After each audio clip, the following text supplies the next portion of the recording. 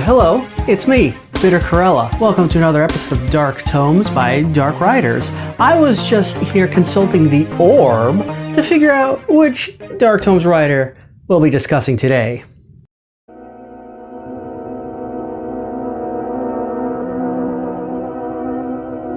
And oh look, it looks like we'll be talking about Shirley Jackson.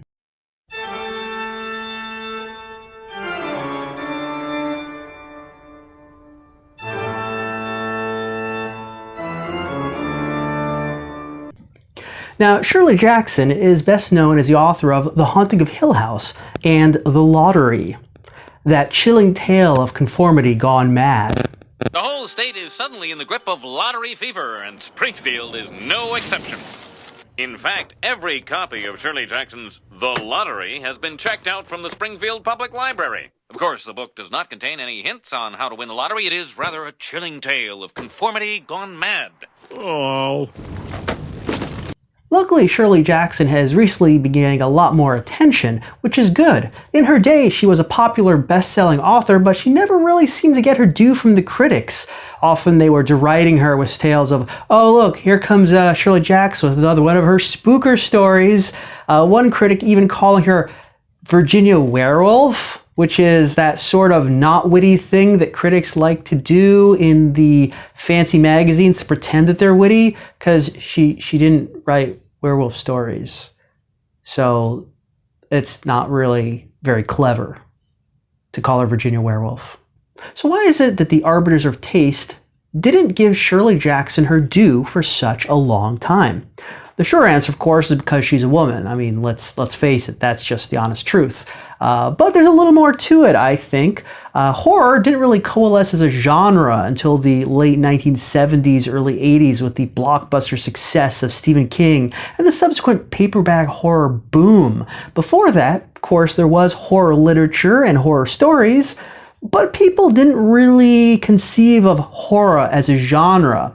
Scary stories prior to that would usually be categorized under several different related but very distinct genres, including weird fiction, supernatural fiction, gothic fiction, and mystery.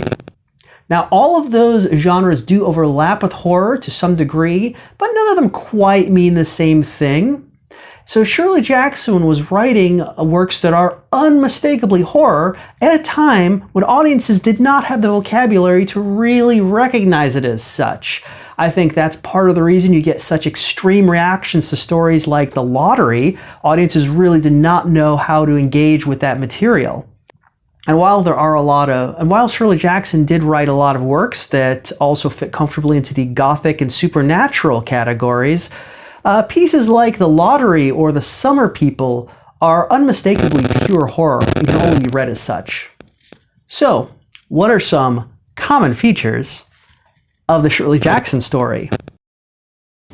Number one, domestic spaces. Now, some critics have said that Jackson writes entirely with the confines of the haunted house subgenre. That's not exactly true, but houses and domestic spaces are a recurring motif in her work. Jackson's work is full of imposing edifices like Halloran House or Hill House or even Blackwood Castle, so huge and cavernous that they no longer function as homes and can only be gigantic labyrinthian tombs for the living people within. Now, it's possibly because of Jackson's own very mid-century modern American issues, being raised in the stifling environment of her incredibly waspish Karen of a mom, only to escape her parents' domestic space for the no less stifling confines of her husband's domestic space. So you can kind of see why this is a theme in Jackson's work. In a sense, the houses in Jackson's work are always haunted, but not always by ghosts. And the fact that they can be haunted by living people is nowhere as chilling as it is in Jackson's work. Number two, ancient rules. Jackson's work explores the overwhelming weight of history and how we're all bound to arbitrary, unknowable rules from the distant past. And even when we recognize them as such, they are impossible to escape. The lottery might seem like a pointless tradition, one that other communities have already abandoned, and yet somehow it goes on. Staying an extra month in a summer cottage on a lake hardly seems like it'll be a problem, but apparently it's a violation of some ancient, unknowable rule, a transgression that has to be swiftly and violently punished. Number 3, wry satire. Now, Shirley Jackson's stories often start out as drawing room comedies that gently poke fun at the foibles of country folk and how they have that funny way of talking, or the silly way that city folks have all these silly little politeness rules.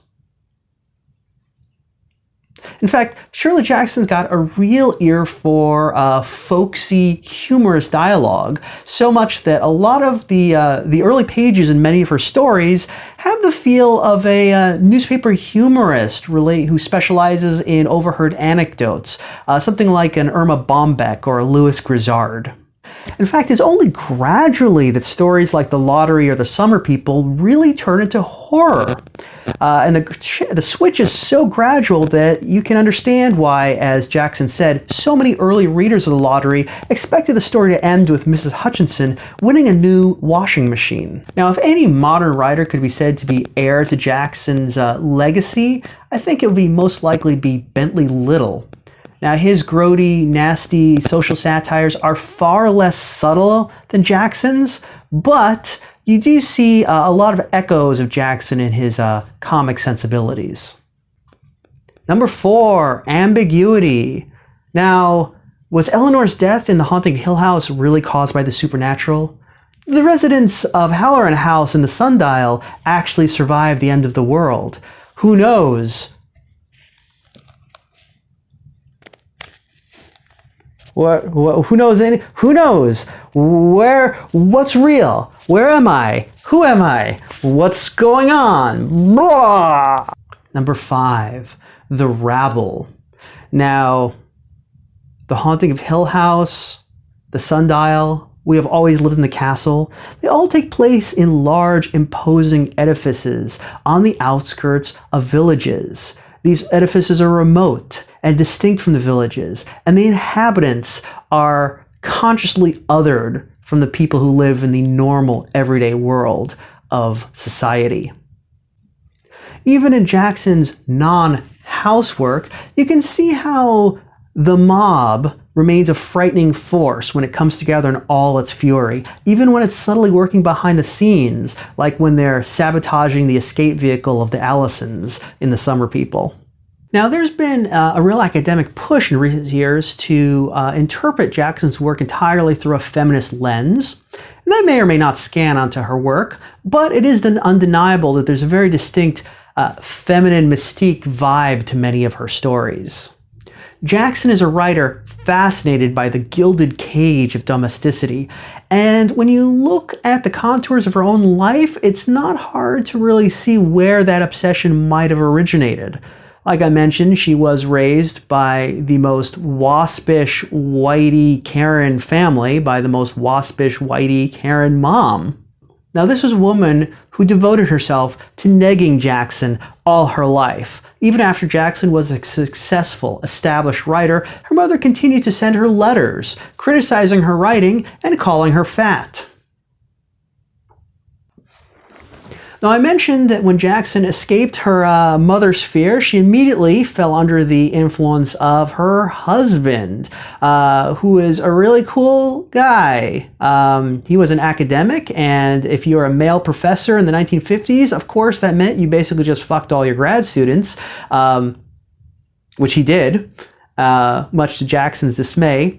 Also, even though Jackson became the primary breadwinner for the family, with her writing, her husband kept her on a tight allowance, also expected her to do all the cooking, cleaning, and child raising in the house, and then told all their posh friends that actually Jackson was some sort of idiot savant who did all her writing in a fugue state, didn't really know what she was doing at all.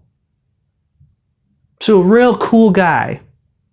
Jackson's themes and writing, to some extent, feel like they could only be the product of mid-century America. Obviously, concocted in that potent stew of psychoses and isolation that only post-war affluence allowed.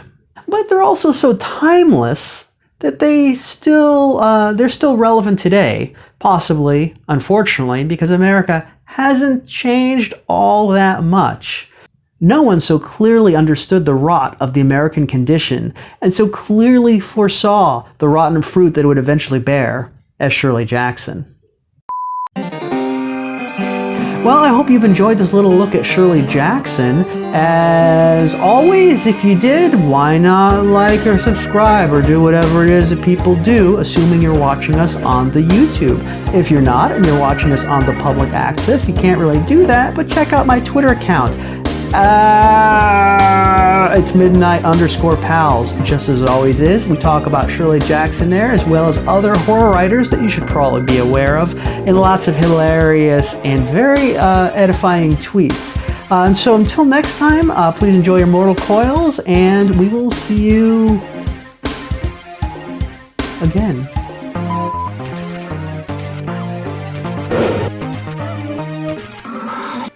Ghostbusters.